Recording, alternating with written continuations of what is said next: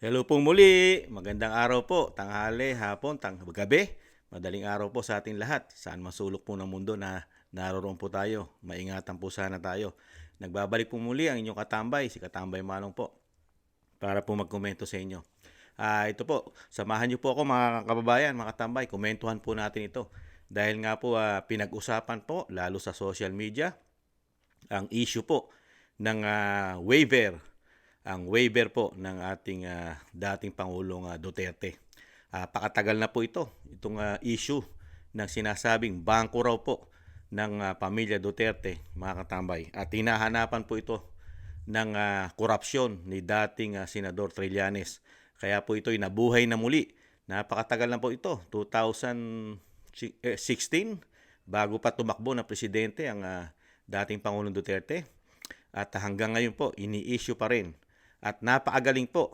Kasama po rito sa issue na ito dahil nga po si Noli Di Castro po, ang dating Vice President, ay nakakuha po ng kakampi dahil nga po binanatan po ito ni Atty. Panelo dahil nakikisawsaw daw po sa issue ng waiver ni dating Pangulong Duterte.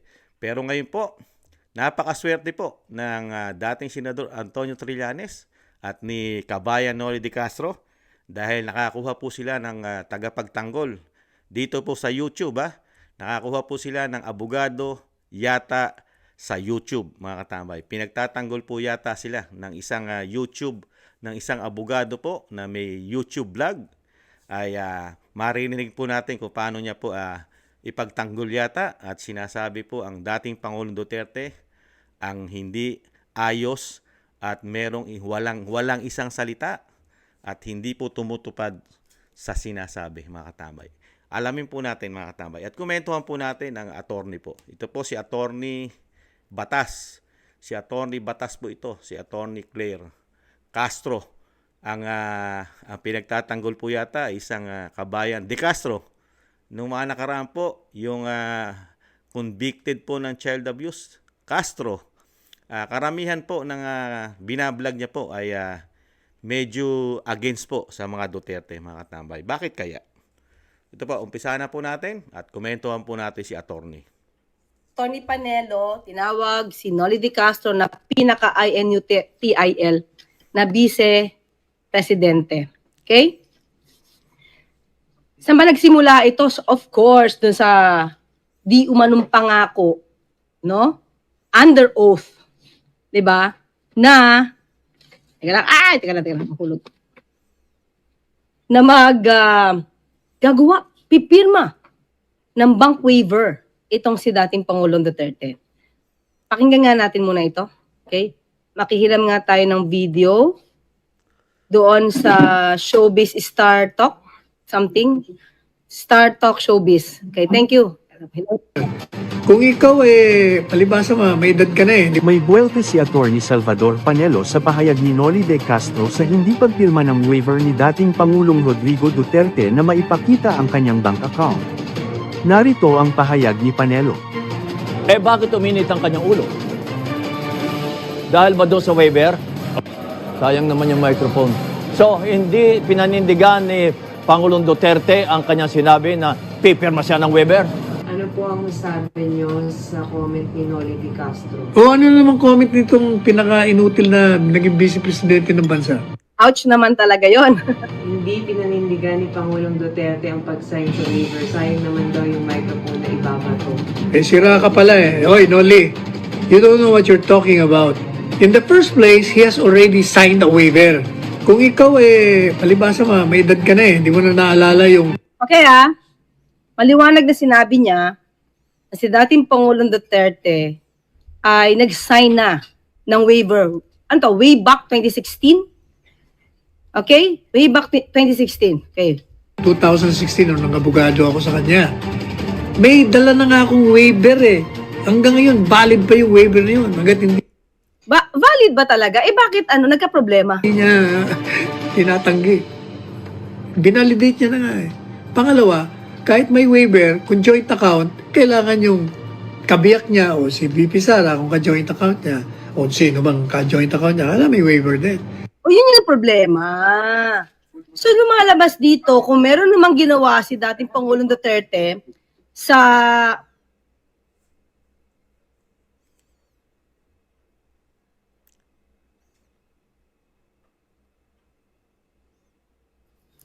okay?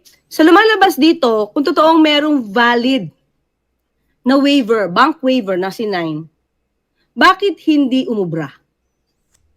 Bakit hindi na ipalabas? Kung yun talaga yung intensyon. Siyempre po, attorney, kailangan pumirma po yung ka-join. At yun po ay talagang kuligligin din ni Antonio Trillanes. Dahil ibang person po yun. Di po ba pagka-join, magkaiba po ng pagkatao yun. Si dating Pangulong Duterte, nagbigay siya ng waiver niya. Kailangan po, humingi rin kayo ng waiver doon sa ka-join. Hindi po trabaho ni dating Pangulong Duterte yun. Isa pong prosecutor yun. Siya lang ang hiningan po ng waiver Nagbigay naman po siya bilang abogado at tumatakbo presidente noong 2016. Dapat po, tinarabaho ni Antonio Trillanes yun. Hingan niya rin at hamunin niya rin yung ka-join account. Di po ba, attorney? Hindi na po obligasyon ni dating Pangulong Duterte yung kanyang ka-join account.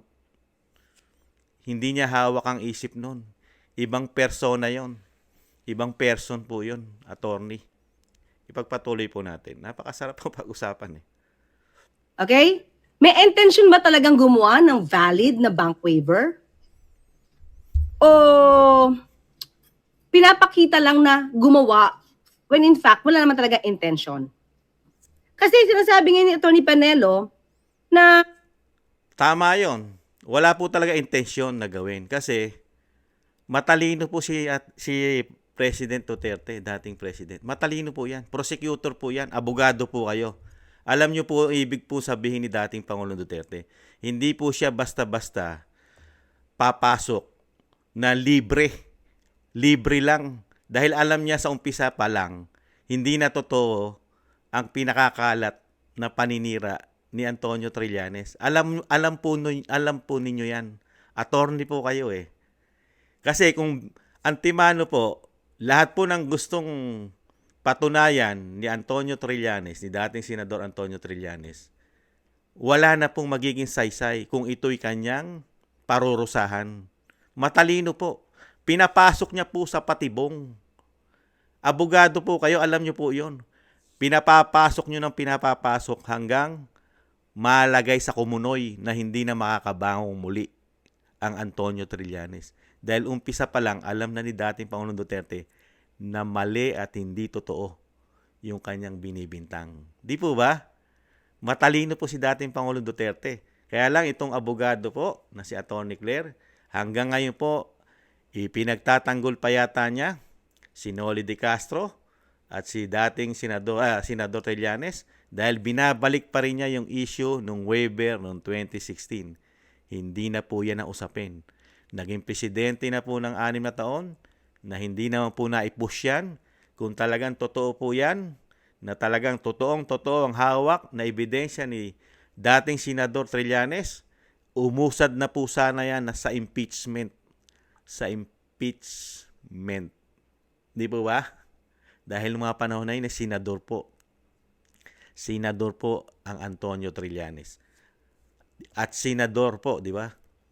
At senador din po si dating Senador Laila de Lima. Di ba? Senador din si dating Senador Laila de Lima. Kung talagang totoo po yan, di po logic po yan, attorney. Bakit hindi na-push na mag-impeachment? Dahil nanalo na po siya nun Pwede pong ground yan. Kung totoo po ang sinasabi ni Antonio Trillanes na napakaraming pera niyan at galing pa sa mga drug lord. Di po ba, attorney? Patibong po yan. Mamaya, malalaman po natin kung bakit patibong. Ipagpatuloy po natin. ang problema ay kung meron siyang ka-joint. Di ba? Kung meron siyang, kung ito ay isang joint account, kailangan din ng waiver ng mga ka-joint account niya. So, ibig sabihin, hindi valid yung ginawa ni dating Pangulong Duterte. Wala siyang, kahit sabihin mo may visa siya, as far as he is concerned, diba? Still, hindi mo yan magagamit kung may ka-joint account. Alam mo na, ibig sabihin no, attorney. Attorney ka Di ba? Matalino po kayo, attorney kayo. Alam nyo, totoo na hindi magagamit, hindi valid. Dahil nga una-una, may ka-joint account siya. Mismong sa bibig nyo na attorney na tumatama yung sinasabi nyo, hindi magagamit. Dahil ang nagbigay lang po ng waiver ay iisang persona. Isa lang po yung kabila, naka-joint account niya, hindi nagbigay. Malinaw po yung sinabi nyo, attorney. Ano pa po ba ang dapat ipaliwanag pa po ni Sal Panelo? So, ano yung mapapakita natin na good faith dun? So, wala talaga. And at the same time, mga ka-clear, hanapin ko lang dito ha ako ito. Wait lang ha. Okay? For a while. Kasi kung totoo naman ito, di ba, tandaan natin mga ka-clear, nag-ano na siya nagsabi siya na siya mismo ang pipirma. Doon sa O yan, naghahanap po kayo ng katotohanan. Hinahanapan niyo po ng good faith si dating Pangulong Duterte. Saka yung sinasabi niyo pong ka-joint account. Hinanapan niyo rin po ba ng good faith? Hinanapan niyo po ba ng good faith din si Antonio Trillanes? Attorney po kayo. Inalam niyo po ba? Attorney, nag-research po ba kayo kung tama yung mga dokumentong hawak niya na sinasabing galing sa bangko? Attorney, tumagal po na matagal yan, hawak-hawak niya. 2016. Ngayon, bumalik na naman po, magto-2025 na, how many long years? Attorney, ang gagaling po ninyo, attorney. Nandiyan po sila Jokno, si Laila de Lima, nandiyan pa si dating Senador Kiko Pangilinan, si Comilare, ano pangalan niyo? Yung Akbayan, Columinares po ba yun? Abogado. Nandun din po si attorney Conti. At nandyan pa rin po kayo, Attorney Castro. Di po ba? Napakarami nyo pong abogado na po pwede nyo po yan i-push. Lalo po ngayon, pwede nyo po i-push yan. Na kalkalin po yan, isang pa sa korte. Kung matibay po yung hawak ni Antonio Trillanes. Napakagagaling nyo po abogado. Yung sinabi ko nga po, si Conti, si Castro, kayo po. Di ba? Si Columinares, di ba? De Lima. Di ba? Napakarami niyo pong mga abogado. Ituloy po natin. sa house. 'Di ba? Doon sa house mismo, sinabi niya siya ang pipirma. Future yun. I will sign. 'Di ba? Hindi naman niya sinabi na I have already the signed bank waiver and it is in the possession of Attorney Panelo. Di yun sinabi sa Senado. Ang sinabi niya, I will sign. Sa Kongreso, sorry. Sa Kongreso, sa House, sa Quadcom. I will sign, a waiver, a bank waiver. Bukas, sabi niya, di ba, bukas, papagawa ko sa lawyer ko. So, yung sentence ni Alam niyo naman po si dating Pangulong Duterte, di ba? Magaling na politiko yan. Napakagaling pong maglaro yan. Nilaro niya po na nilaro ang mga usapin po sa Kongreso. Ano po ba? Ginawa niyang biro din yan di ba? Ano sabi niya? Ano ko? Pipirma? Lahat kami. Di ba? Meron siyang interview na kung gusto nila ng waiver din niya pipirma, ako lang, lahat daw ng nahandon sa Kongreso, gusto niya rin papirmahin o pumirma ng waiver para mabuksan lahat. Di po ba? Na pare-pares po tayo nakapanood. Attorney, di po ba? Hinahamon niya rin na magpirma ng waiver at magkabukasan din yung mga nahandon sa House. Di po ba?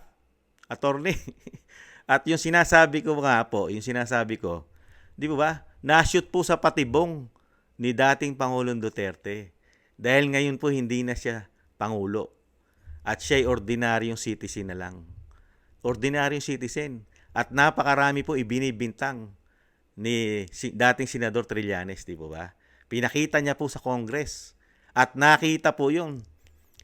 Naka-record po yun. Recorded po lahat yun. Yung mga dokumento po na pinakita niya ron, recorded po yun. Dokumentado po niya yun. Ngayon, kailangan niya po patunayan nyo, attorney. Nag-research po ba kayo? Kung totoo yun, attorney, nagre-research lang po kayo sa waiver. Pero hindi naman po kayo nagre-research sa hawak na ebidensya. Kung totoo po ba yun o legit? Totoo po ba? Nagtatanong lang po. Ni dating Pangulong Duterte ay future. So it means may intention pa siyang talagang gawin. Now, ang tanong natin ngayon, totoo ba? Totoo ba sa puso niya na gusto niya mag-wave? Diba? Kasi after that, meron na siyang iba-ibang rason. Diba? Meron na siyang ibang rason. Kesyo, anong kapalit? Diba? Anong kapalit? Kapag ka ba siya nag-sign ng waiver, sampalin niya in public si Senator Trillanes, si Sentry. Diba? Oh, bakit dati, nung unang yung tinatanong sa kanya, okay? Nung unang tinatanong sa kanya, kung willing siya to sign, umuo siya pa Yun ang tactic kasi ng dating Pangulong Duterte. Tactic niya yun. Taktika. Yun ang tinatawag na right move. Para ka nag-chess. You know? Pinapapasok mo yung kalaban mo para marimati mo o mate. Di ba? Mate. Di ba? Checkmate. Di ba? Na-checkmate eh. Ganun po magagaling na matatalino. Katulad po ng dating Presidente Duterte, isang prosecutor. Kasi pinapasok po kasi niya, attorney, si dating Senador Trillanes na yung kanyang peke na hawak na ebidensya ay pinalabas po ni dating Pangulong Duterte na tama yun. Tama yung hawak niya. Yun yung checkmate. Di ba, attorney? Abogado po kayo. Ngayon, di po ba nasilo sa sarili niyang patibong si Antonio Trillanes? Nasilo eh. Ngayon, nalubog siya sa kumunoy. Sa bagay, nahandyan naman po kayo. Napaagaling niyo po, attorney. At magagamit po kayo ni Antonio Trillanes saka ni Kabayan Noli de Castro. Magagamit po kayo. siya yung nagboluntaryo. Diba? Siya yung nagboluntaryo. Tapos, ng bandang huli, nung inuudyo ka na siya, especially ni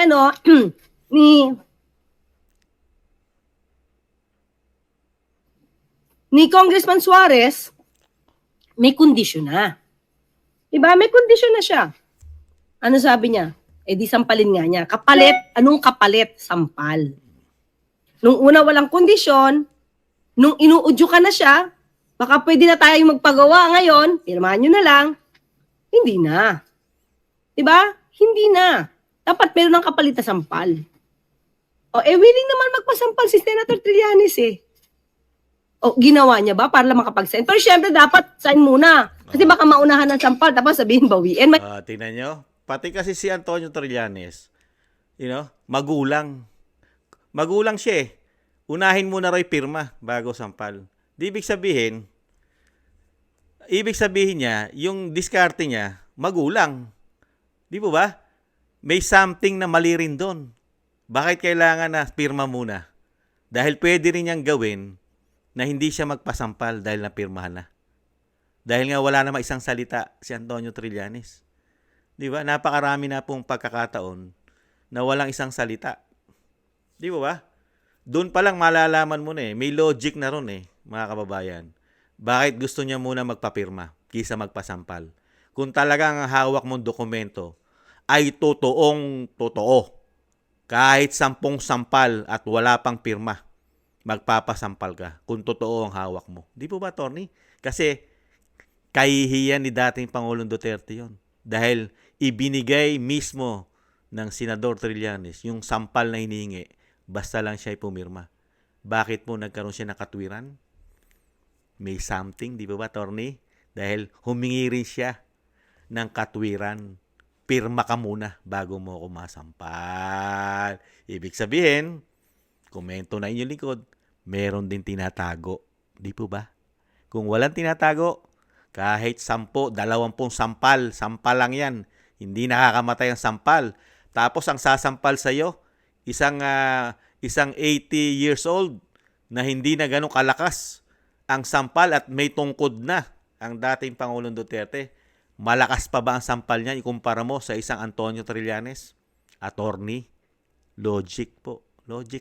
Abogado po kayo. Kaya alam niyo po ang ibig sabihin po ni dating Pangulong Duterte. Di ba? Binigay ba? Kung binigay po ni Antonio Trillanes yung sampal, baka hindi na siya magkaproblema, mga katambay. Hindi na po siya magkakaproblema. Bakit ko nasabi? May waiver na eh. Hindi na siya makakasuhan. Dahil willing na ibinigay na po. Di ba? Kaya lang, nagkaproblema siya dahil hindi siya nagpasampal. Ngayon, nung hindi siya nagpasampal, may problema po siya ngayon, attorney. Sasabihin natin mamaya. Tapusin muna natin si attorney. Hirap yon. Kaya sabi ni Sentry, sign ka muna, saka ako magpapasampal. Di ba? Now, nung lumabas na mga ka-clear, okay, hanapin ko nga dito. Okay, for a while. Alam ko, binidyo ko yan eh.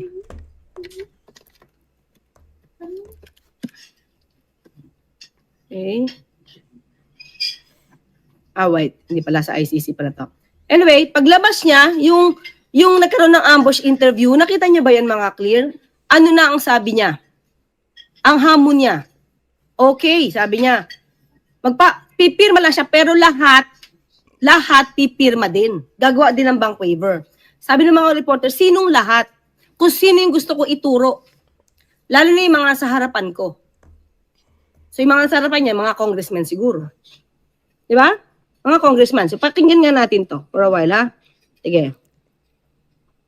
Para makita lang natin yung pinakabuo. Okay, share ko to.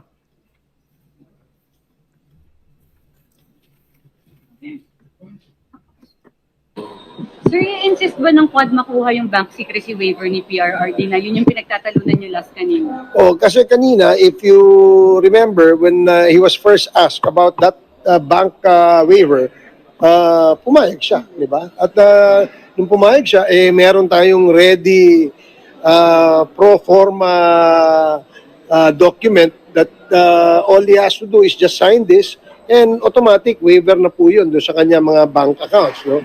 But when he was asked again, medyo nagbago, no? At sinabi niya na, ba't ako pipirma? No? And then he was asked again for the third time, he said, yes, pipirma siya. But when he was asked again on the fourth time, medyo nagyari. Siguro dahil pagod na rin ang ating dating Pangulo at lahat. I-justify naman, Congressman Barbers, anong pagod? Kahit pagod yan, nasa lucid interval pa rin yan. Alam niya yung sinasabi niya. Ang tanong na lang dyan, totoo ba? May intention ba na mag-sign ng bank waiver? At siguro pagod na. Pati yung nagtatanong, pagod na rin. So, we will probably ask him again, no, sa susunod na hearing kapag siya'y dumalo. But Duterte said po during our ambush interview na sinabi niya, papayag lang daw po siya magpirma. Kung magpipirma rin yung lahat, yung mga gusto rin niya mapirmahin, hindi lang siya, bakit lang daw ba siya? Ako, papayag ako. Oo. Kasi wala akong bank account eh. Lahat naka-cash, naka-vault. Talaga to si Ace Bar. Oh, syempre, tama. Sinabi mo, attorney. Lahat naka-bolt. Lahat naka-cash. Politiko yan eh. Di ba? Totoo po yun. Totoo po yung sinabi ni Congressman Representative Barbers. Wala siyang bangko. Naka-bolt. Kayo na rin na may sabi. Di po ba? Kaya hindi na po niya pinirmahan, attorney. Matalino si dating Pangulong Duterte. Di ba? Nahulog sa bitag. Nabitag nga eh. Si Antonio Trillanes dahil pinalabas niya ron. 'Di ba? Yung mga dokumento po kasi wala pong hawak kasing dokumento si dating Pangulong Duterte, yung dokumentong pinakita, yung hawak ni Antonio Trillanes na pinipresenta niya po sa institusyon o sa house, 'di ba? Sa Kamara. Wala pong hawak na kopya nun eh. 'Di po ba? Ngayon, lumabas po 'yun eh. 'Di ba? Pinakita niya po sa screen isa-isa yung mga dokumento, di ba? Napakarami po, lahat po doon kasama. Yung kanyang common wife, si Hanilet, si Ma'am Hanilet, si BP Sara, si Paulo Duterte, si Baste, at ang dating Pangulong Duterte. Di po ba? Attorney. Kaya lang po nalaman ni dating Pangulong Duterte yung hawak na ibinibintang ni Antonio Trillanes kay dating Pangulong Duterte. Napakalalaki po na numero. Napakalaki, di po ba? Attorney. Napakalalaki po. Ngayon, tapusin muna natin si attorney, saka natin komentuhan. So, delikado. Mas delikado yan. Ha? Ha? Baka nasa pangalan. Baka nasa pangalan ng asawa. Lipat na sagot, lipat iba-iba na sagot. Nahirapan ba yung quad about this? Kasi alam naman natin na parang yung former president na one day ito sasabihin niya, the next day. We were anticipating that. No? Merong sigurong magkakaroon ng inconsistency sa mga sagot, no, ng ating dating Pangulo. Especially when the question of the members are asked twice or 3 times. No? Teka lang mga, uy, teka lang ha. Kung totoo yung sinasabi mo, kahit makailang beses siyang tanungin, pareho pa rin ang sagot mo.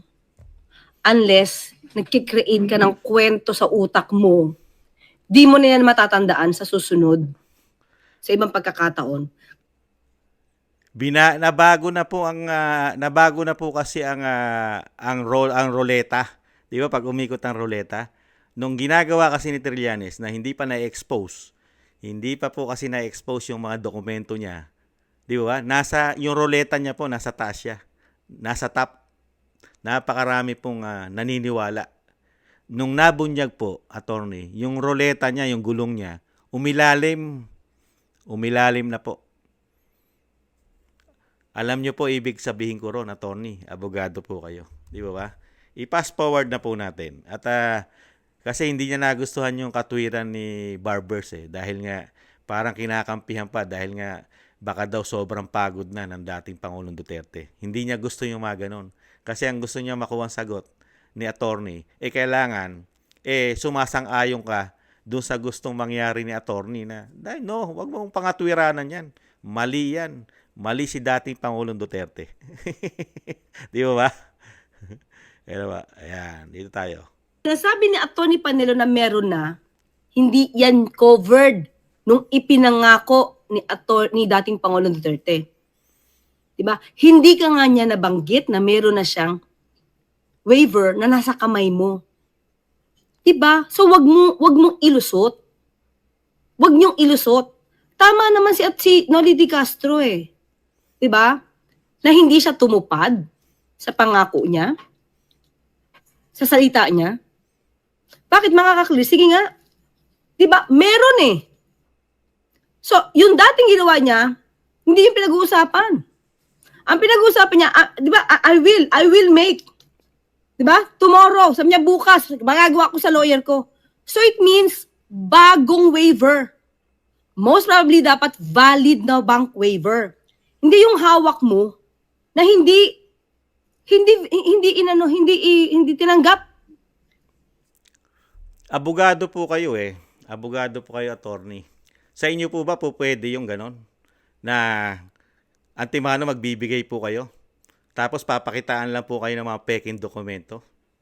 Magbibigay na kayo? Ipabubuksan nyo na agad ang inyong kayamanan? Yung inyong mga bangko? Kahit po ito merong bank secrecy law o secrecy law. May bank secrecy law po tayo Di ba?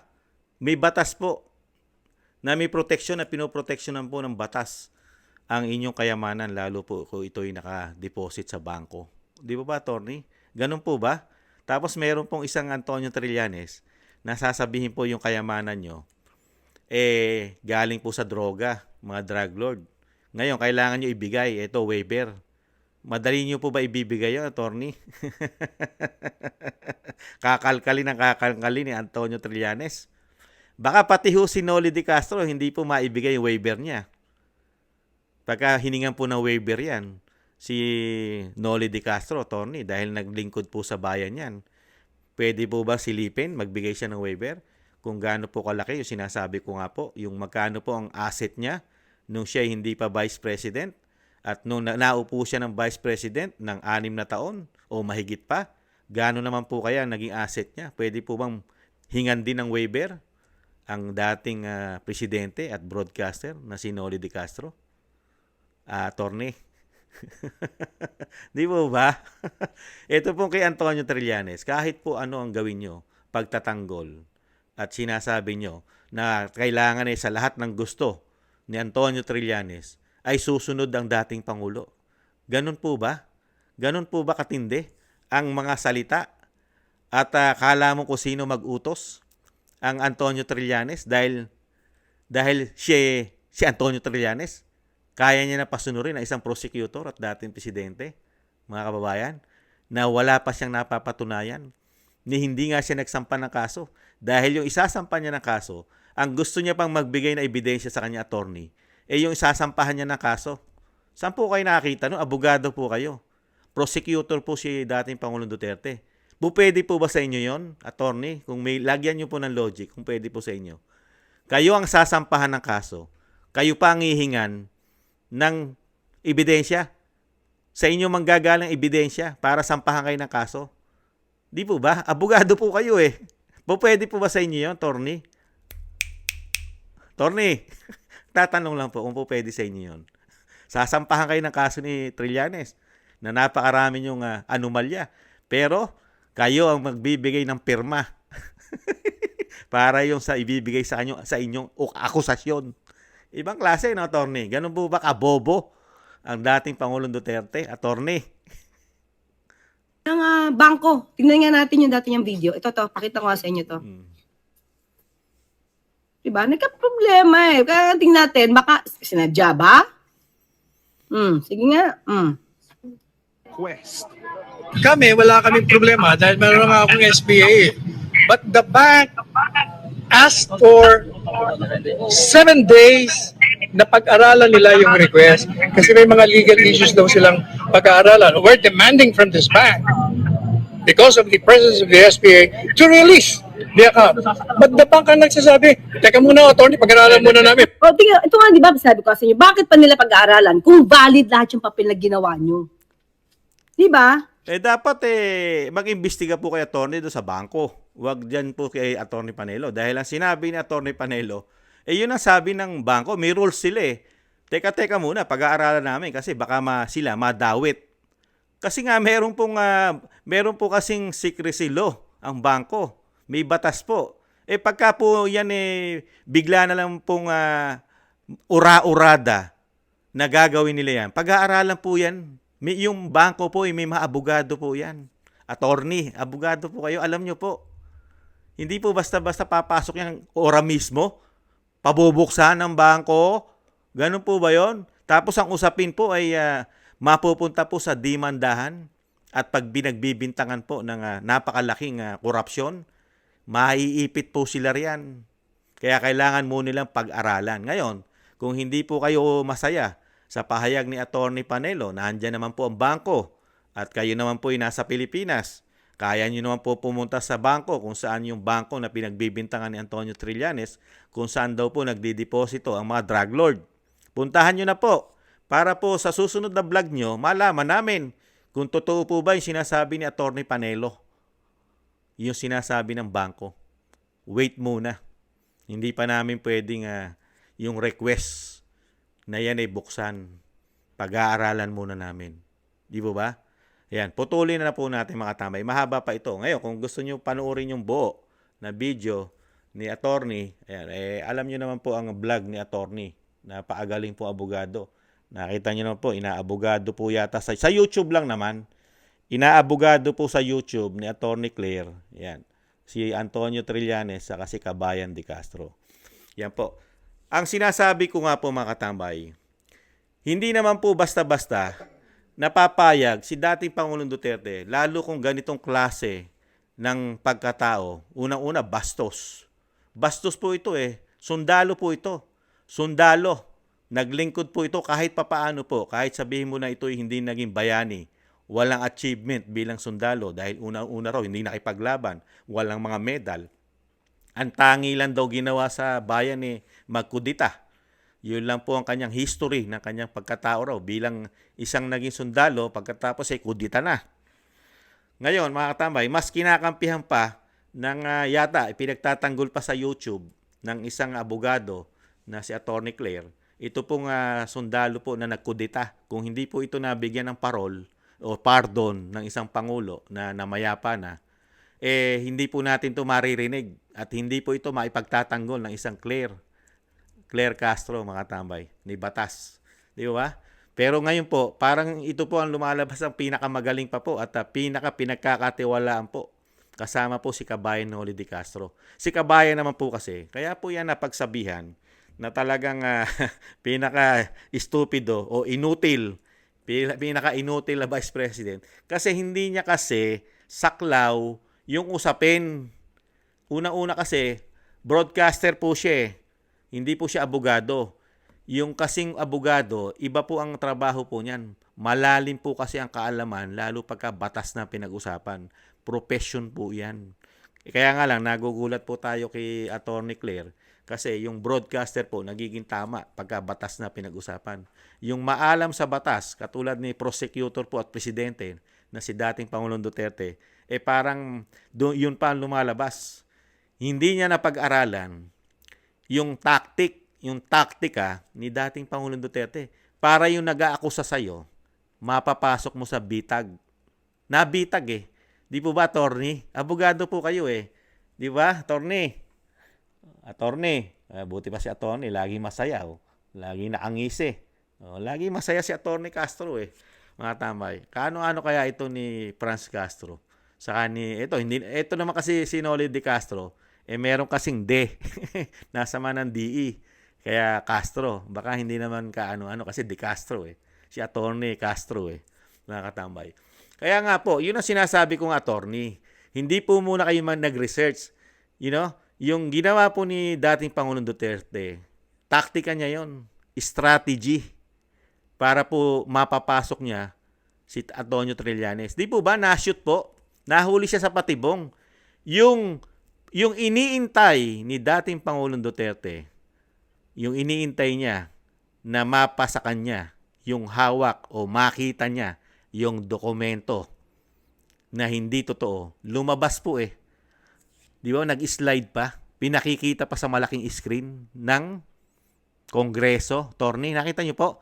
Lahat po ron, pati numero, bank account, at yung mga pangalan ng mga nagdeposito, kung sino ang mga may-ari nung sinasabing binibintang ni Antonio Trillanes na sinasabi pa, every week yata o every 2 weeks, may pumapasok daw ng milyones doon sa account.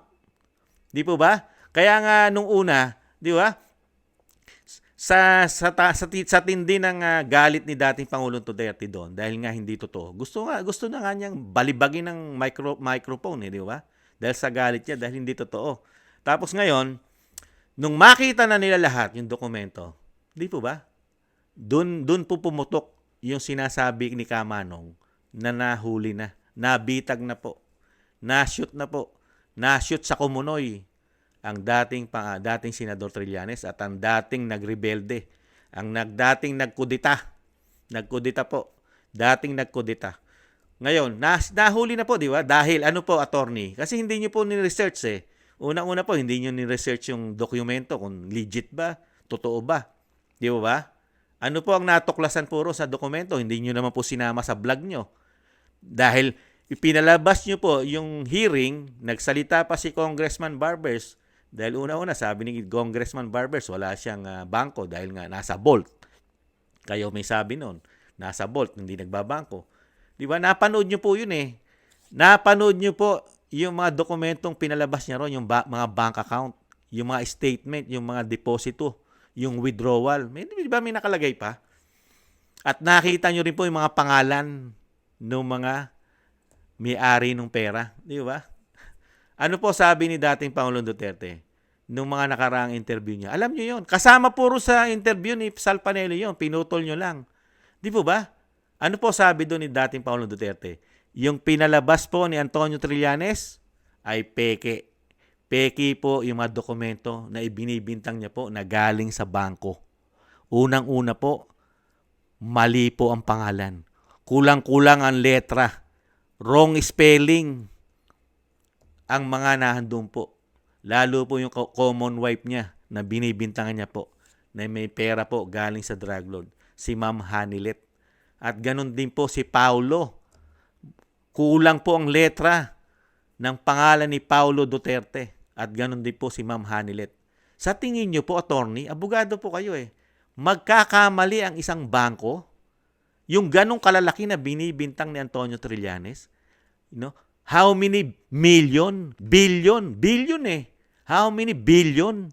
Tapos, ang bangko, hindi nila i-double check yung mga nagdeposito ng bilyon pera o daan-daang milyon. Wrong spelling. Ganun po ba ang bangko natin? Attorney? Wala pong error. Pagdating po sa pangalan, hindi kailangan magka-error yan. Dahil ang bangko, how many times chinecheck nila yan? Lalo pagka ikaw ay nag-open ka ng account. Napakaraming proseso yan. Napakaraming mong pipirmahan dyan. At lahat ng information mo kinukuha nila. Lahat hinihingi sa'yo pag mag-open ka ng bangko. Di po ba, attorney? Na-research nyo po ba yon? Tinutukan nyo lang po ng tinutukan. Yung sinasabi nyo po na waiver na walang isang salita. Pinaligoy-ligoy lang ni dating Pangulong Duterte. Ganong katalino ang isang prosecutor at dating Pangulong Duterte. Ano po ngayon? Hindi po nakalibre. Kung ginawa po kasi ni dating Pangulong Duterte, real talk, kung siya'y pumirma na agad ng waiver, ano po ang mapapala ni dating Pangulong Duterte? Una-una, wala namang matutuklasan. Dahil una-una, yung mga pinalabas niyang dokumento, peke, sablay na pangalan. Paniniwalaan po ba ng bangko yon at ng korte? Ngayon, nakita na po ni dating Pangulong Duterte ng mismo ng kanyang team, mga abogado. Yun po'y dokumentado. May kopya na po sila nun. Mga kababayan, paano po ngayon uusad yon? Sige nga. Ngayon, ang sinasabi ko mga tambay, malaki na po ang problema ni Antonio Trillanes. Nagsampa na po ng libelous. Napakarami na pong libel cases na isasampa sa kanya ng abogado sa pangunguna po ni Atty. Sal Panelo. Attorney, ba't di nyo po sinama sa vlog yun? Dapat po sinama nyo sa vlog, attorney, na sinampahan na po ng libel case si Antonio Trillanes. Sasampahan na.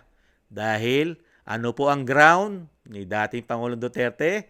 Dahil lumabas na po sa publiko yung kanyang ebidensya ng mga dokumentong kulang ang letra ng pangalan. Attorney, hindi nyo pinalabas sa vlog. Bakit kaya? Kukunin kayong abogado? Baka kayo ang kukuning defense lawyer ni Antonio Trillanes. Isama nyo na po si dating Vice President Noli de Castro at ipinagtatanggol nyo pa rin. Ano kaya naman ang masasabi ng isang Atty. Castro dahil na magsasampa na ng kaso? Ano naman kaya ang isusunod niyang vlog?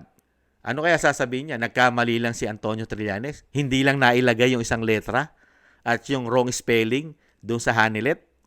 Yun naman kaya ikakatwiran ng isang magaling na abogado sa YouTube? Nagtatanong lang po, mga tambay. Ibinlag nyo yung sinasabi nyo walang isang salita at pabago-bago ng salita ang dating Pangulong Duterte. Pero hindi nyo po binlag yung sinasabi ko nga, komento ni Kamanong, yung napakatalino, napapasok niya si Antonio Trillanes. Namati niya. Di ba? Pinapasok niya muna ng pinapasok si Antonio Trillanes. Di ba? Pinaniwala doon sa kanyang kahihibangan na mga pera doon sa sinasabing bank account. Di ba mga tambay? Tapos biglang, boom! Nung makita mismo ni dating Pangulong Duterte at yung kanyang mga legal counsel, mismo si Ma'am Hanilet nakita niya yung pinalabas na dokumento sa Kongreso, sa House of Representatives. Mali. Dahil mali ang mga pangalan. Kakatigan po ba ng korte yon? Ngayon, yun ang ipipresenta niya. Kasi may hawak na po si dating Pangulong Duterte ng mga dokumento na yon. Kasi may record po yon sa Kongreso, attorney.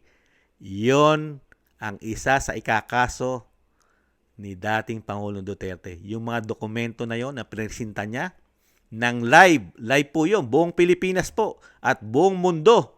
Lalo kung may social media ka. Napanood po lahat yun ng buong Pilipino. Yung dokumento na yun, attorney. Ano kaya ang magiging hatol doon ng korte? Peke. Peke yun, attorney. Mali ang pangalan, di po ba? Yan ang maganda po pag-usapan. Dapat po yan ang binlag nyo. Yan po ang binlag nyo. Bago nyo po ipagtanggol sa inyong YouTube ang isang Antonio Trillanes at ang isang Noli de Castro, dapat inalam nyo po muna kung yung hawak na dokumento ay talagang kaya nyo pong patotohanan at kaya nyo po pabagsakin ang dating Pangulong Duterte. Doon po maniniwala ang taong bayan na talagang si dating Pangulong Duterte ay tumatanggap ng malalaking pera galing sa drug lord. Kaya ngayon, si dating Pangulong Duterte ngayon ang panalo. Siya ngayon, sino ngayon ang mga nasa hot seat? Ang isang napakagaling daw na sundalo na nagkudita. Siya ngayon ang sasagot sa korte. Di mo ba, mga kababayan? Yung napakatagal na panahon, Attorney Claire, hindi nyo pa ba naisip yun? Kung totoo talaga yung hawak niyang dokumento, pinagtagal niya pa ng how many long years? 2016 at 2024 na po. Ni hindi po yun nakatigan at hindi man lang nakarating sa hukuman yung kanyang akusasyon dahil hindi na po Pangulo ang ating Pangulo. Di ba? Ordinary citizen na lang po siya ngayon. Napakadali niya po isampa yun. Bakit hindi niya maisampa? Dahil mismo sa isip at puso ni Antonio Trillanes di umano, sablay. Kaya ngayon, yung tagal na hindi nagsampa ng demanda si Antonio Trillanes, ngayon, mabilis naman po. Wala pa, hindi pa mag-iisang taon. May marami na pong kaso si Antonio Trillanes kay dating Pangulong Duterte. Isa lang ang sasagutin niya. Isa lang. Yung dokumentong hawak niya, lahat po kasi, napakarami niya ibinintang doon. Yung lahat ng dokumentong hawak niya, sasagutin niya sa korte yon. Kailangan niya yon sabihin sa korte na lahat ng dokumento na yon ay totoo. Lalo yung pangalan, ha? Kailangan yung pangalan na yon. Totoo yon. Sino yung tao na yon na may kulang ang letra ng pangalan? Attorney, kaya kailangan mag-isip na po kayo ng ididepensa nyo. Kung kayo po ang kukuning abogado ni Antonio Trillanes, mag-isip na po kayo ng depensa. Kung paano nyo po ididepensa yung mga wrong spelling o yung mga kulang na letra ng pangalan. Pag-isipan nyo po, attorney. At sana po mapakinggan po namin sa susunod yung vlog na mali po yung pagsampa ng kaso ni dating Presidente Duterte. Mali na magsampa siya ng kaso kay Antonio Trillanes dahil doon sa natuklasan niyang sablay ng mga pangalan ng bank account. Yun po, i-vlog nyo po sa susunod at makikinig po kami kung ano po ang tama niyong komento na hindi pwede magsampa ng demanda si dating Pangulong Duterte kay Antonio Trillanes dahil yung mga hawak niyang dokumento, inuulit ko, mali. Kulang-kulang ang letra ng pangalan. Galing sa bangko yon, ha? Saan kayang bangko yon? Masarap mag-open na account doon.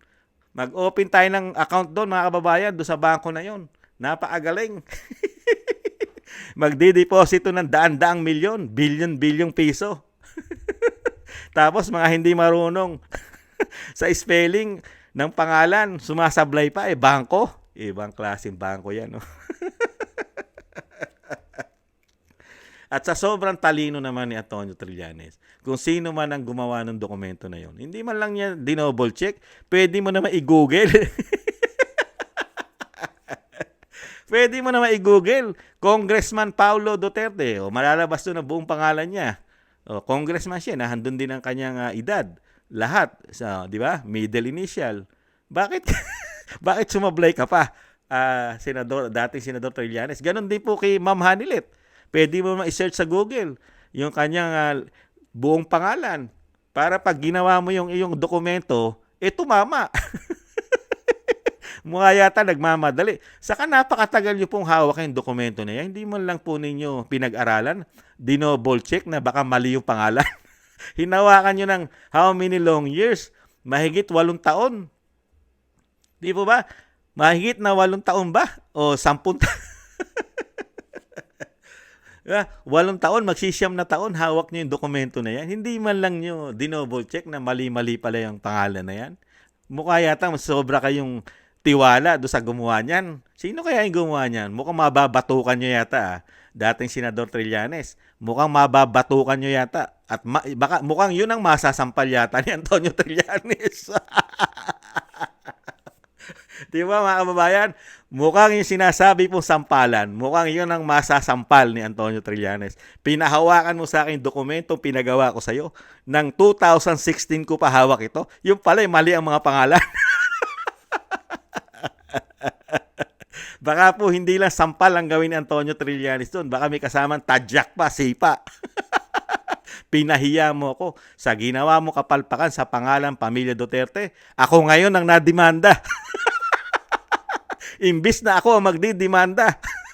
Nagkabaliktad ang baraha ni Antonio Trillanes. Di po ba, attorney? Alam nyo po, sinasabi ko, attorney po kayo. At alam nyo rin po ang ground. Hindi magdidemanda si dating Pangulong Duterte kung wala siyang matibay na ebidensya.